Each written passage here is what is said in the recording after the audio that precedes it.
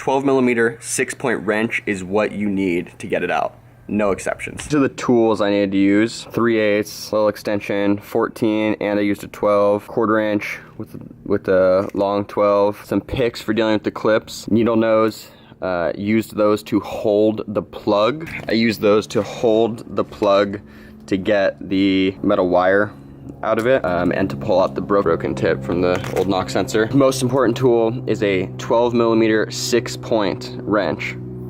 And then I had a regular 12 wrench as well. But these are the tools I used to do the knock sensor on my 2006 Nissan 200SX SER. So it's on a SR20DE engine. So today we're gonna be working on the 1996 Nissan 200SX SER. So it has the SR20 engine. We're gonna be doing the knock sensor.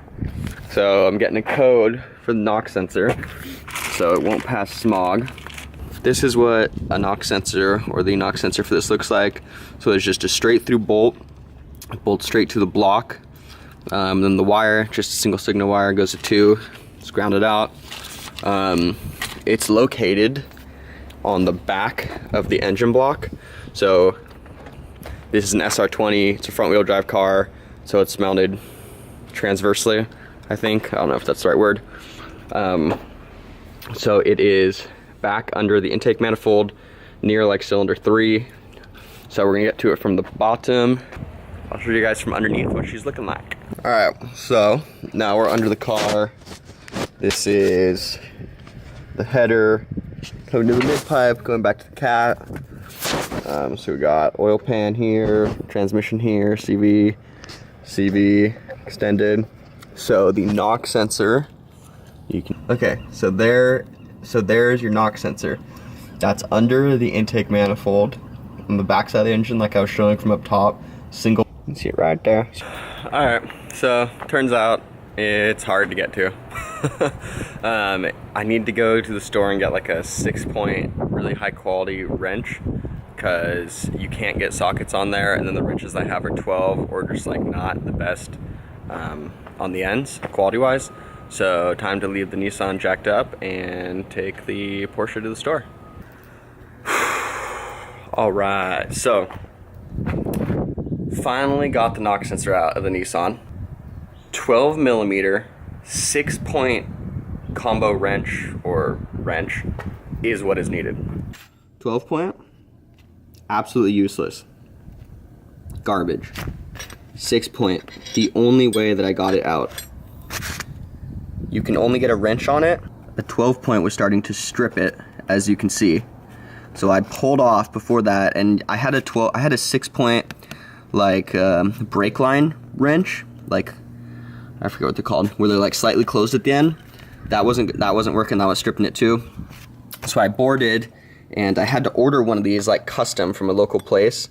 And then they got the wrong one, and then they finally got this one. This is what is needed to get it out, for me at least. It was extremely tight, and even with this, I wasn't fully confident that it was gonna come out. One thing I did was bang on it with the pry bar and the breaker bar. I banged on the end of the bolt, and I banged on this thing. This broke off when I was first trying to do it, and that, I think, freed it up just enough for it to come out. Definitely was challenging, complete pain in the butt, but now that it's out, we can get the new one back in. Hopefully it'll pass smog, and we'll be good to go. This is the old one, right? Came off like this. This is what the clip end looks like. You have to pull this piece of metal, this is like the lock. This metal right here is the lock.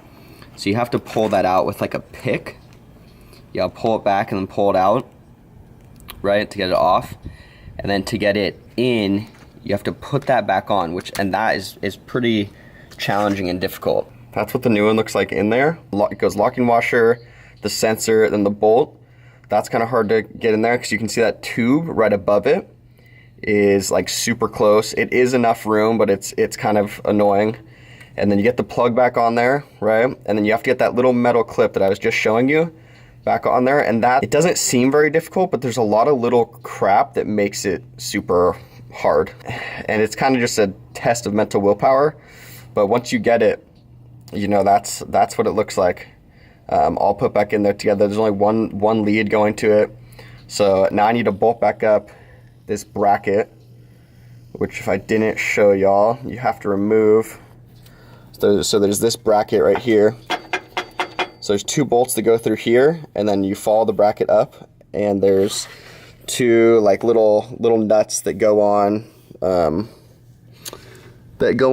way up there on this piece of metal.